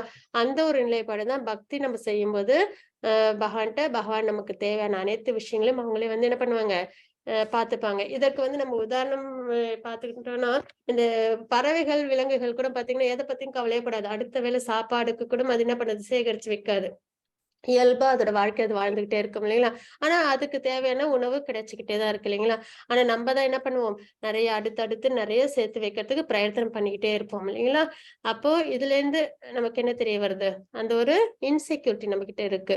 அப்ப இதெல்லாம் நம்ம கிட்ட இருந்து போகணும்னா பகவானை பத்தி நம்ம நிறைய தெரிஞ்சுக்க பகவான்கிட்ட நம்மளுக்கு பக்தி ஏற்படும். அதனால நம்ம தூய்மை அடைவோம். நம்மளோட அறியாமைன்றது நம்மளை விட்டு விலகி போகும்ன்றது நம்ம தெரிஞ்சுக்கிறோம். हरे कृष्ण माताजी। ये यथा मां प्रपद्यन्ते तांस्तथैव भजाम्यहम् मम वर्त्मानुवर्तन्ते मनुष्या पार्थ सर्वशः। हरे कृष्णा। ஹரே கிருஷ்ண மாதாஜி. அனைவரும் என்னிடம் எவ்விதம் சரணம் அடைகிறார்களோ அதற்கு ஏற்றாற்போல் நான் பலன் அளிக்கின்றேன். பிரித்தாவின் மகனே, எல்லா விதத்திலும் அனைவரும் என் வழியை பின்பற்றுகின்றனர் அப்படின்றத நம்ம இந்த ஸ்லோகத்துல தெரிஞ்சுக்கிறோம். சரிங்களா? நம்ம எந்த விதத்துல பகவானை சரணடைகிறோமோ அதற்கு ஏற்றாற்போல பலன் கிடைக்கும். பகவானை முழுமையா நம்பி பகவானே சர்வ காரணம் அப்படின்ற பட்சத்துல அதற்கேத்த பலன் இல்ல அப்படின்னா நம்ம வந்து எந்த அளவுக்கு நம்மளுக்கு நம்பிக்கை இருக்கோ அதற்கேத்த மாதிரி பலன் நமக்கு கிடைக்கும் அப்படின்றத நம்ம இங்க தெரிஞ்சுக்கிறோம். அப்ப எல்லா விதத்திலும் அனைவரும் என் வழியை பின்பற்றுகின்றனர் அப்படின்றத நம்ம இங்க தெரிஞ்சுக்கிறோம். இந்த ஸ்லோகத்தின் மூலமா முழுமையா தெரிஞ்சுக்கலாம். மத்தது 4.12 காங்க்ஷந்த கர்மணாம் சித்திம் யஜந்த இஹ தேவதாஹ சிப்ரம் ஹி மானுஷே லோகே சித்திர்பவதி கர்மஜா. ஹரே கிருஷ்ணா. ஹரே கிருஷ்ண மாதாஜி. பலன் தரும் செயல்களில் வெற்றியை விரும்பும் இவ்வுலக மனிதர்கள் தேவர்களை வழிபடுகின்றனர் அப்படின்றத பார்க்கிறோம். இவ்வுலகில் அத்தகைய செயல்களுக்கு விரைவில் பலன்கள் கிடைப்பது உண்மையே அப்படின்னு தெரிஞ்சுக்கிறோம் இல்லைங்களா? நம்ம இங்க என்ன பார்க்கிறோம், அனைவரும் என்னிடம் எவ்விதம் சரணம் அடைகிறார்களோ அதற்கு ஏற்றாற்போல் நான் பலன் அளிக்கின்றேன். பகவானே வேணும் அப்படின்னு நினைச்சு பகவானுக்கு பக்தி சேவை செய்யும் போது பகவானையே நம்ம அடைய முடியும். இல்ல இந்த பலன் தரும் செயல்கள், இந்த ஜட உலகத்துல நமக்கு ஒரு சில வெற்றிகள் வேணும், ஒரு சில சந்தோஷங்கள் வேணும் அப்படின்ற பட்சத்துல நம்ம என்ன பண்ணுவோம், தேவர்களை வழிபடுவோம் இல்லைங்களா? செல்வம் வேணும்னா மகாலட்சுமி மகாலட்சுமி அம்மாவுக்கு, அப்புறம் வந்து சரஸ்வதி அம்மாட்ட படிப்புக்கு, இப்படி நம்ம வந்து நிறைய அச்சீவ்மெண்ட், ஒரு சில சந்தோஷங்களுக்காக நம்ம வழிபாடுகள் செய்யறோம் இல்லைங்களா? வேதத்தில் கொடுத்த வழிகாட்டுதலின் படி. அப்படின்ற பட்சத்துல அந்த மாதிரி சரணம் அடையும் போது, ஏன்னா எல்லாரையும் யார் படைச்சது, பகவான் கிருஷ்ணர் அப்படின்றது நம்மளுக்கு தெரிய வரும். 8வது அத்தியாயத்துல நம்ம கோலோக சார்ட் பார்க்கும்போது எப்படி இந்த உலகம் கிரியேட் ஆச்சு அப்படின்றத நம்ம பார்ப்போம். சரிங்களா? ஃபர்ஸ்ட் பகவான் உருவாவாங்க, அதுக்கப்புறம் பிரம்மா உருவாக்குவாங்க, பிரம்மா இந்த உலகத்தை எல்லாம் உருவாக்குவாங்க, தேவர்கள்லாம் பிரம்மா உருவாக்குவாங்கன்றத நம்ம பார்ப்போம். அப்போ தேவர்களை வழிபடும் போது இன்டைரக்டா நம்ம என்ன பண்றோம், பகவானை வழிபடுறோம். ஆனா தேவர்கள் மூலியமா. அப்ப பகவானே வேணும்ன்றவங்களுக்கு பகவானே கிடைப்பாங்க. இல்ல எனக்கு இந்த ஜட உலகத்தில் உள்ள செயல்கள்ல வெற்றி அடையணும் அப்படின்னு விருப்பப்படுறவங்களுக்கு அவங்களுக்கு ஏத்த பிரதிபலன் கிடைக்கும். அததான் நம்ம இந்த ஸ்லோகத்துல பார்த்தோம்.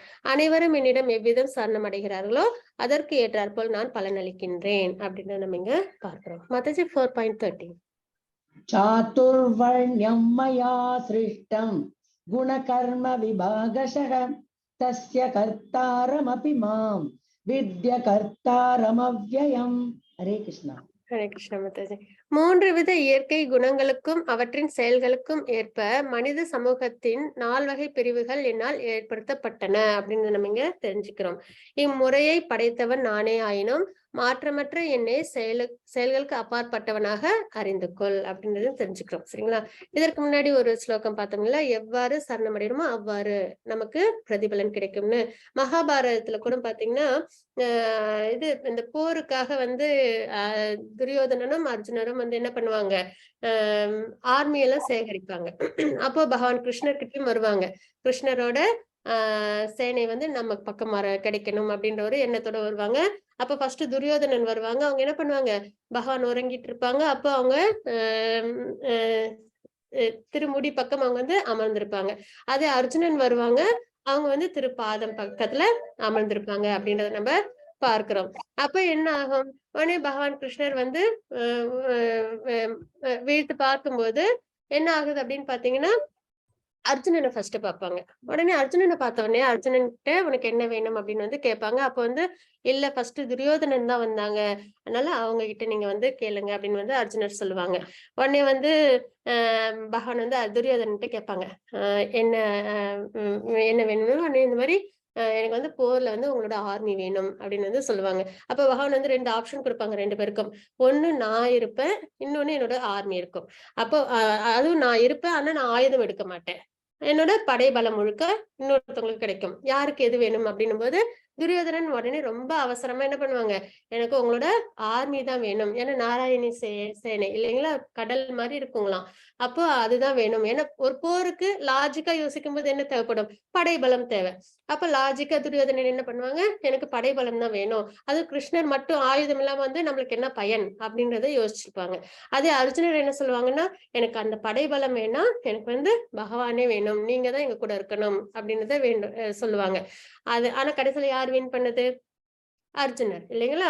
ஏன்னா கிருஷ்ணர் ஆயுதம் எடுக்கலனாலும் பகவான் யாரு கூட இருக்காங்களோ அவங்களுக்கு சகல விதமான நன்மைகளும் ஏற்படும். எந்த ஒரு கவலையும் இல்லாம அர்ஜுனர் போர் பண்ணாங்க இல்லைங்களா? போர் பண்ணும்போது நம்ம வந்து தோத்து போயிடுவோமா அப்படிலாம் கிடையாது. பகவான் இருக்காங்க, எல்லாத்தையும் அவங்களோட பொறுப்பு. ஆனா என்னோட கடமையை நான் நல்லபடியா செய்வேன், பலனை எதிர்பார்க்காம கடமையை செய்வேன் அப்படின்றத அவங்க கொண்டு வந்தாங்க இல்லைங்களா? அந்த மாதிரி பகவானே வேணும் அப்படின்ற தாத்பரியத்தோட நம்ம இருக்கும்போது அனைத்து விதமான பொறுப்பும் பகவானுக்கு சேர்ந்துடும். அதனால பகவான் அந்த பொறுப்புகளை ஏத்துப்பாங்க அப்படின்றதுதான். அப்பதான் அதுதான் என்னன்னா, அவன் பகவான்ட்டு நம்ம எப்படி சரணமடைகிறோமோ அதற்கேற்றாற் போல பலன் அப்படின்னு நம்ம பார்த்தோம். 14.13ல பகவான் என்ன குறிப்பிடுறாங்கன்றதை பார்க்கலாம். 3 வித இயற்கை குணங்களுக்கும் அவற்றின் செயல்களுக்கும் ஏற்ப மனித சமூகத்தின் 4 வகை பிரிவுகள் என்னால் ஏற்படுத்தப்பட்டன. இம்முறையை படைத்தவன் நானே ஆயினும் மாற்றமற்ற என்னை செயல்களுக்கு அப்பாற்பட்டவனாக அறிந்து கொள் அப்படின்னு நம்ம இங்க பார்க்கிறோம். 3 வித இயற்கை குணங்கள் என்னென்ன, சத்துவகுணம், ரஜோகுணம், தமோகுணம். அதற்கு ஏற்ப சமுதாயம் 4 வகை பிரிக்கப்பட்டிருக்கின்றத பார்க்கிறோம். சரிங்களா? அப்ப என்னென்ன 4 வகைனா, பிராமணர்கள், சத்திரியர்கள், வைஷ்யர்கள், சூத்ரர்கள் அப்படின்னு 4 வகை. பிராமணர்கள்ன்றவங்க 3 வித குணங்கள்ல சத்துவ குணத்தை சார்ந்தவங்க. சத்திரியர்கள் 3 வித குணங்கள்ல ரஜோகுணத்தை சார்ந்தவங்க. அதே வைஷ்யர்கள் வந்து ரஜோகுணம், தமோகுணம் 2ம் கலந்திருக்கும்.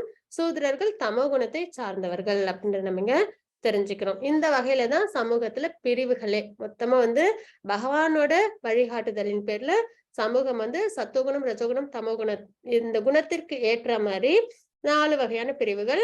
அதுல சத்துவகுணத்தில் யாரெல்லாம் இருக்காங்களோ அவங்க பிராமணர்கள், ரஜோகுணத்தில் உள்ளவங்க சத்திரியர்கள், ரஜோகுணம் தமோகுணத்தில் உள்ளவங்க வைஷ்யர்கள், தமோகுணத்தில் உள்ளவங்க சூத்ரர்கள் அப்படின்ற ஒரு திட்டத்தை நம்ம பார்க்கிறோம். சரிங்களா? இம்முறையை படைத்தவன் நானே ஆயினும் மாற்றமற்ற என்னை செயல்களுக்கு அப்பாற்பட்டவனாக அறிந்து கொள் அப்படின்னு நம்ம இங்க தெரிஞ்சுக்கிறோம். மாதாஜி ஸ்லோகம். லலிதா மாதாஜி. மாம் கர்மாணி லிப்யந்தி. न मां कर्माणि लिम्पन्ति இல்லையே, न मे कर्मफले स्पृहा इति मां यो अभिजानाति. தெரியவில்லை. மாதாஜி கர்ம பேர் தெரியல சரியா, அது சரியா தெரியலையா? ஓகே மாதாஜி, ஹரே கிருஷ்ணா. बद्धे ते न ओके मां सारी कर्माणि लिप्यन्ति न मे कर्मफले स्पृहा इति मां योऽभिजानाति कर्माभिर्न न बध्यते. हरे कृष्णा. ஹரே கிருஷ்ண மாதாஜி. மன்னிக்கணும், கவனிக்காம விட்டுட்டேன். என்னை பாதிக்கும் செயல் என்று எதுவும் இல்லை. செயல்களின் பலனை நான் விரும்புவதும் இல்லை. என்னை பற்றி இவ்வுண்மையை அறிபவனும் செயல்களின் விளைவுகளால் பாதிக்கப்பட மாட்டான் அப்படின்றத நம்ம இந்த ஸ்லோகத்துல தெரிஞ்சுக்கிறோம். சரிங்களா? என்னை பாதிக்கும் செயல் என்று எதுவும் இல்லை. செயல்களின் பலனை நான் விரும்புவதும் இல்லை. என்னை பற்றி உண்மையை அறிபவனும் செயல்களின் விளைவுகளால் பாதிக்கப்பட மாட்டான். அப்ப நம்மளும் என்ன பண்ணணும்? செயல்கள் இப்ப நம்ம செய்யற எல்லா ஜட செயல்கள் எல்லாமே வந்து இந்த ஜட உடல் இருக்கிற வரைக்கும் தான். இந்த ஜட உடல் விட்டுட்டோம் அப்படின்னா இந்த செயல்கள் இந்த ஜட உடல் சம்பந்தப்பட்ட விஷயங்கள் எதுவுமே நம்ம கூட வரப்போறதில்ல, கர்மாவை தவிர. கர்மா, ஆசை, அதுக்கப்புறம் நம்மளோட குணம், இது மட்டும்தான் நம்ம கூட ஸ்தூல சரீரத்துல வரப்போறது இல்லைங்களா? அப்போ இந்த செயல்கள் எல்லாமே பாதிக்காது. அதே மாதிரி இன்னொன்னு என்னன்னா, செயல்களின் பலனை நான் விரும்புவதும் இல்லை. ஆனா பகவானுக்கு இந்த ஜட சரீரம், ஸ்தூல சரீரம் கிடையாது இல்லைங்களா? அவங்க தெய்வீகம், சச்சிதானந்த ஸ்வரூபம். அப்ப பகவானை பாதிக்கும் செயல் எதுவும் கிடையாது. செயல்களின் பலன்லையும் உங்களுக்கு எந்த விருப்பம் கிடையாது அப்படின்றத நம்ம பார்க்கிறோம். அப்ப இதெல்லாம் தெரிஞ்சுக்கும் போது நமக்கும் என்ன ஏற்படும்? நம்மளும் ஆனந்த ஸ்வரூபம், அது மட்டும்தான் நித்தியமானது இல்லைங்களா? அப்போ நமக்கும் என்ன ஏற்படும்? செயல்களின் விளைவுகளால் பாதிப்பு ஏற்படாமல் இருக்கும் அப்படின்றத நம்ம பார்க்கிறோம். மாதாஜி 4.17. कर्मणो ह्यपि बौद्धव्यं बौद्धव्यं च विकर्मणः अकर्मणश्च बौद्धव्यं गहना कर्मणो गतिः. हरे कृष्णा. ஹரே கிருஷ்ண மாதாஜி. நம்ம நிறைய செயல்கள் செய்யறோம் இல்லைங்களா? அதுல பிரிவுகள் எப்படி இருக்கு அப்படின்றத இந்த ஸ்லோகத்துல பார்க்கிறோம். செயல்களின் நுணுக்கங்களை உணர்வது மிகவும் கடினம். கர்மா செயல் என்பது என்ன? விகர்மா தடை செய்யப்பட்ட செயல் என்பது என்ன? அகர்மா செயலின்மை என்பது என்ன என்பதை தெளிவாக அறிந்து கொள் அப்படின்றத நம்ம இந்த ஸ்லோகத்துல பார்க்கிறோம். அப்ப நம்ம என்ன மாதிரி 3 வகையான செயல்கள் இருக்கு. ஒண்ணு விகர்மா இருக்கு, இன்னொன்னு கர்மா இருக்கு, இன்னொன்னு அகர்மா. இந்த 3 வகையான செயல் இது நம்மளோட விருப்பம் தான், நம்மளோட டெசிஷன். அந்த ஃப்ரீவில் நம்ம கிட்ட இருக்கு. நம்ம கர்மாவும் செய்யலாம், விகர்மாவும் செய்யலாம், அகர்மாவும் செய்யலாம். இது நம்மளோட ஃப்ரீவில். ஆனா நம்ம பகவத்கீதை பாகம் தெரிஞ்சுக்கிறோம். அப்ப நம்ம என்ன பண்ணணும்? அர்ஜுனரை நம்ம ஃபாலோ பண்ணணும். அப்ப நம்ம எந்த செயல் எடுக்கணும்? அகர்ம செயலை நம்ம எடுத்துக்கணும். அகர்ம செயல்ன்றது செயலின்மை. எதுல செயலின்மை? இந்த ஜட வாழ்க்கையில நமக்குன்னு எந்த ஒரு எதிர்பார்ப்பும் இல்லாத செயல்கள், அந்த மாதிரி செயல்களை செய்யணும். பகவானுக்கான செயல்களை நம்மள ஈடுபடுத்திக்கணும். அதுதான் அக்கர்மா. செயலின்மைன்றது இந்த ஜட வாழ்க்கையில நமக்குன்னு எந்த ஒரு தனிப்பட்ட செயலும் கிடையாது அப்படின்றத தெளிவா தெரிஞ்சுக்கிட்டு நம்ம செயலை நம்ம செய்யணும்ன்றத தெரிஞ்சுக்கிறோம். அதற்கான விளக்கம் இங்க பார்க்கலாம். விகர்மவாதி அவங்க எப்படி இருப்பாங்கன்னு பாத்தீங்கன்னா, வேதங்களை பின்பற்ற மாட்டார்கள், கீழான உயிரினங்களாக மறுபிறப்பு எடுக்கும் ஆபத்து ஆன்மீகவாதிகளால் ஏற்றுக்கொள்ளப்பட மாட்டாது, எடுத்த பிறவியின் நோக்கத்தில் தோல்வி அப்படின்றத பார்க்கிறோம். சரிங்களா?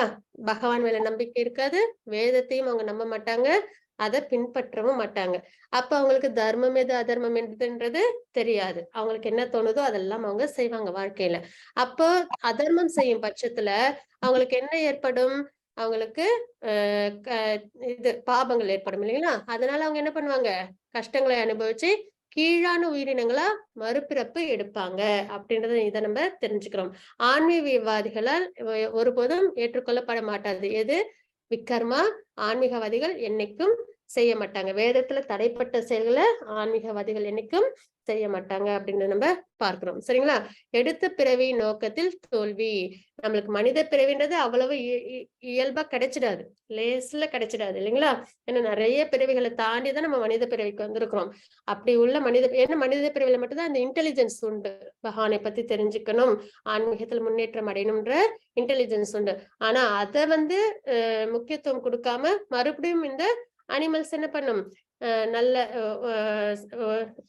ஆகாரம் எடுத்துக்கணும், நல்லா உறங்கணும், நல்லா ரீப்ரொடக்ஷன் பண்ணணும், அதுக்கப்புறம் தன்னை பாதுகாத்துக்கணும். இந்த 4 விஷயத்துல மட்டுமே என்ன பண்ணுவாங்க? மனிதர்களா பிறந்ததுக்கு அப்புறமும் முக்கியத்துவத்தை கொடுக்க ஆரம்பிப்பாங்க. தர்மம் அதர்மம் சாஸ்திரம் பகவான் இதெல்லாம் அவங்களுக்கு நாட்டம் இல்லாம இருக்கும் இல்லைங்களா? அப்ப மனித பிறவி எடுத்தும் அவங்களுக்கு என்ன ஆயிடுது? தோல்வி ஏற்பட்டுருது அப்படின்னு நம்ம இங்க தெரிஞ்சுக்கிறோம். அப்ப மனிதனா பிறந்தா நம்ம செய்ய வேண்டிய விஷயம் ஆன்மீகத்துல முன்னேற்றம் அப்படின்றத நம்ம கண்டிப்பா ஃபாலோ பண்ணணும். அதுக்கப்புறம் கர்மவாதி எப்படி இருப்பாங்க? பக்தி உள்ளவர்களாக இருப்பாங்க, வேதங்களை பின்பற்றுபவர்களாக இருப்பாங்க, ஸ்வர்க்கம் மற்றும் உபதேவதைகளின் உலகத்தை அடைவர், இறுதியில் ஜட உலகத்தில் திரும்பவும் பிறவி.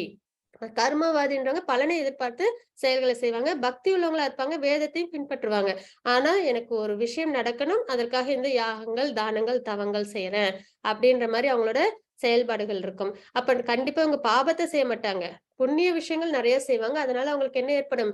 சொர்க்க பிராப்தி கிடைக்கும். இல்லைன்னா எந்த தேவதைகளை அவங்க ஆழ்ந்து வழிபடுறாங்களோ அந்த தேவதைகளை அவங்க அடைவாங்கன்றதை நம்ம பார்க்கிறோம். மறுபடியும் அந்த புண்ணிய காரியங்களோட பலன்கள் எல்லாம் தீர்ந்ததுக்கு அப்புறம் என்ன பண்ணுவாங்க? திரும்பவும் இந்த ஜட உலகத்துல பிறவி எடுப்பாங்க அப்படின்றத பார்க்கிறோம். அது ஞானிகள் எப்படி இருப்பாங்க அப்படின்னு பார்த்தோம்னா, ஞானத்தின் நிலைக்கு வந்திருப்பவர்கள், ஆத்ம தத்துவத்தை தெரிஞ்சவங்க, பயன், உலகின் விளைவு மற்றும் மறுபிறப்பின் பொருள் அறிந்தவர்கள்.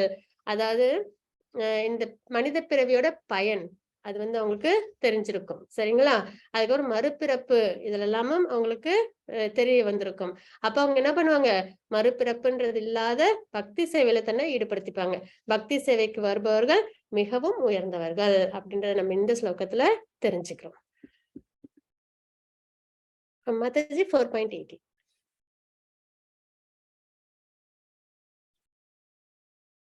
லலிதா மாதாஜி. कर्मण्य कर्म य पश्येत अकर्मणि च कर्म यः स बुद्धिमान मनुष्येषु सयुक्त कृष्ण कर्म कृत. हरे कृष्णा. ஹரே கிருஷ்ணா மாதாஜி. கர்மாவில் அக்கர்மாவையும் அக்கர்மாவில் கர்மாவையும் காண்பவனே மனிதரில் அறிவுடையவன் ஆகின்றான். எல்லாவித செயல்களில் ஈடுபட்டிருந்தாலும் அவன் உன்னத நிலையில் நிலை பெறுகின்றான். நம்ம இப்ப தெரிஞ்சுக்கிட்டது என்னன்னா, அக்கர்மா பகவானுக்காக செய்யக்கூடிய செயல்கள் அப்படின்றத பார்க்கிறோம் இல்லைங்களா? அப்ப பகவானுக்காக செய்யக்கூடிய செயல்கள் அப்படின் போது இப்ப நம்ம கிட்ட கொஞ்சம் டைம் இருக்கு, நம்ம ஒரு செயல்ல ஈடுபடுறோம். இப்ப நமக்கு நல்லா சாப்பிடணும்னு தோணுது, நம்ம என்ன பண்றோம்? அத பகவானுக்கு ஆஃபர் பண்ணிட்டு நம்ம ஃபுட் எடுத்துக்கிறோம். சரிங்களா? அது பக்தி சேவையில நம்ம ஈடுபடுறோம். பகவானை முன்னிலைப்படுத்தி நம்ம எப்பயும் எடுத்துக்கிற உணவு தான், ஆனா பகவானை முன்னிலைப்படுத்தி நம்ம அந்த செயலை நம்ம செய்யறோம். நம்ம சாண்டிங் பண்றோம் இல்லைங்களா? பகவானோட நாமத்தை உச்சரிக்கிறோம். அதுவும் ஒரு செயல் தான். ஆனா அந்த செயல் யாரை முன்னிலைப்படுத்தி செய்யறோம்? பகவானை முன்னிலைப்படுத்தி நம்ம செய்யறோம். அப்படின்ற பட்சத்துல இங்க நம்ம என்ன பார்க்கிறோம்? கர்மாவில் அக்கர்மாவையும். நம்ம செய்யறது கர்மா, நம்ம உணவை எடுத்துக்கிறதுன்றது ஒரு செயல், சாண்டிங் பண்றதுன்றது ஒரு செயல் இல்லைங்களா? ஏதோ ஒண்ணு பேசுறோம், நிறைய பேர்ட்டு நிறைய பேசுறோம் இல்லைங்களா? ஆனா அந்த மாதிரி பேசுறதை விட்டு நம்ம பகவானோட நாமத்தை உச்சரிக்கிறோம். அப்ப அது ஒரு செயலா தான் இருக்கு. ஆனா அந்த செயல் என்னவா இருக்கு? அக்கர்மாவா இருக்கு. சரிங்களா? அதே மாதிரி அக்கர்மா, நம்ம சாண்டிங் பண்றோம், பிரசாதம் எடுத்துக்கிறோம், ஆனா அதுலயும் செயல் இருக்கு இல்லைங்களா? கர்மா. அப்ப கர்மாவில் அக்கர்மாவையும் அக்கர்மாவில் கர்மாவையும் காண்பவனே மனிதரில் அறிவுடையவன் ஆகின்றான். எல்லாவித செயல்களில் ஈடுபட்டிருந்தாலும், இந்த மாதிரி எல்லா செயலும் பகவானோட சம்பந்தப்படுத்தி நம்ம செய்யும் போது கர்ம வினைன்றது நமக்கு ஏற்படாது. கர்ம வினை ஏற்படல அப்படின்னா நம்ம கண்டிப்பா பகவானை அடைய முடியும். அவன் உன்னத நிலையில் நிலை பெறுகின்றான், நிலை பெற்றுள்ளான் அப்படின்றத நம்ம இந்த ஸ்லோகத்தில் நம்ம தெரிஞ்சுக்கிறோம். மாதாஜி 4.34. तद्विद्धि प्रणिपातेन परिप्रश्नेन सेवया उपदेक्ष्यन्ति ते ज्ञानं ज्ञानिनस्तत्त्वदर्शिनः. हरे कृष्णा. ஹரே கிருஷ்ண மாதாஜி. அந்த ஸ்லோகம் வாசிச்சிடுறீங்களா? तद्विद्धि प्रणिपातेन परिप्रश्नेन सेवया उपदेक्ष्यन्ति ते ज्ञानं ज्ञानिनस्तत्त्वदर्शिनः. हरे कृष्णा. ஹரே கிருஷ்ண மாதாஜி. ஹரே கிருஷ்ணா. ஆன்மீக குருவை அணுகி உண்மையை அறிய முயற்சி செய். அடக்கத்துடன் அவரிடம் கேள்விகள் கேட்டு அவருக்கு தொண்டு செய். உண்மையை கண்டவர்களான தன்னுணர்வு பெற்ற ஆத்மாக்கள் உனக்கு ஞானத்தை அளிக்க முடியும் அப்படின்னு நம்ம இங்க தெரிஞ்சுக்கிறோம். நம்ம இன்னைக்கு பார்த்துட்டு இருக்கிறது யோகா நாலேஜ் இல்லைங்களா? அப்போ நம்ம இன்னைக்கு நிறைய விஷயங்கள் பகவானை பத்தி தெரிஞ்சுக்கிட்டோம். பகவான் வந்து பிறப்பற்றவங்க. அதுக்கப்புறம் எப்பயுமே அவங்க வந்து தெய்வீக உருவத்தில் தான் அவங்க அவதாரம் எடுக்கிறாங்க. அப்புறம் பகவானுக்கு பிரசன்ட் பாஸ்ட் ஃபியூச்சர் எல்லாமே அனைத்தும் தெரிஞ்சவங்க அப்படின்றதெல்லாம் நம்ம வரிசை நிறைய தெரிஞ்சுக்கிட்டு வரோம். அப்புறம் என்ன மாதிரி கர்மா செய்யணும் அப்படின்றது நம்ம பார்க்கிறோம் இல்ல. கர்மாவில் அக்கர்மா, அக்கர்மாவில் கர்மா. அப்ப இரண்டும் பக்தி சேவையும் நம்மளோட செயலும் இணைஞ்சு இருக்கும் பட்சத்துல நம்ம சரியான பாதையில் நம்ம இருக்கோம் அப்படின்றத நம்ம பார்க்கிறோம் இல்லைங்களா. சரி, இதெல்லாம் நம்ம யார்கிட்ட இருந்து தெரிஞ்சுக்க முடியும்? யாரு இதெல்லாம் நம்மளுக்கு கரெக்டா கைட் பண்ணுவாங்க அப்படின்னு பார்த்தோம்னா ஆன்மீக குரு அப்படின்றத நம்ம இங்க தெரிஞ்சுக்கிறோம். ஆன்மீக குருவை அணுகி உண்மையை அறிய முயற்சி செய். அடக்கத்துடன் அவரிடம் கேள்விகள் கேட்டு அவருக்கு தொண்டு செய். உண்மையை கண்டவர்களான தன்னுணர்வு பெற்ற ஆத்மாக்கள் உனக்கு ஞானத்தை அளிக்க முடியும் அப்படின்னு இந்த ஸ்லோகத்துல பார்க்கிறோம். அப்போ இப்ப பாத்தீங்கன்னா ராமரா இருக்கும்போதும் அவதாரம் எடுக்கும்போதும் அவங்க என்ன பண்ணாங்க, வசிஷ்டர்ட்ட குருகுல வாசம் போனாங்க. ராமரா அவதாரம் எடுத்தப்ப, கிருஷ்ணர் அவதாரம் எடுத்தப்பையும் சாந்தியப்ப பண்ணிக்கிட்டு அவங்க குருகுல வாசம் போனாங்க அப்படின்றத பார்க்கிறோம். பகவான் இல்லைங்களா, பகவான் வேதத்தையே கொடுத்தது பகவான் தான். ஆனாலும் பகவான் என்ன பண்றாங்க, அவதாரம் எடுக்கும்போது குருகுல வாசம், குரு கிட்ட அவங்க போய் என்ன பண்றாங்க, அவங்க நாலேஜ் கெயின் பண்றாங்கன்றத பார்க்கிறோம். அத பகவானோட அவதாரங்கள் எல்லாமே நமக்கு வழிகாட்டுதலா இருக்கு அப்படின்றத நம்ம தெரிஞ்சுக்கிறோம் இல்லைங்களா. அப்போ நம்ம என்ன பண்ணணும், குருவை அணுகி ஆன்மீகத்துல நம்ம நல்லபடியா முன்னேற்றம் அடைஞ்சு இந்த மனித பிறவியை நம்ம பயனுள்ளதா ஆக்கிக்கணும் அப்படின்னா ஆன்மீக குரு கிட்ட நம்ம என்ன பண்ணணும், அணுகி அவங்க கிட்ட நம்ம ஞானத்தை பெற்றிருக்கணும் அப்படின்னு நம்ம இங்க பார்க்கிறோம். சரிங்களா.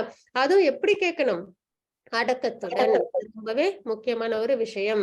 அடக்கத்துடன் அவரிடம் கேள்விகள் கேட்டு, நிறைய கேள்விகள் கேட்கணும்.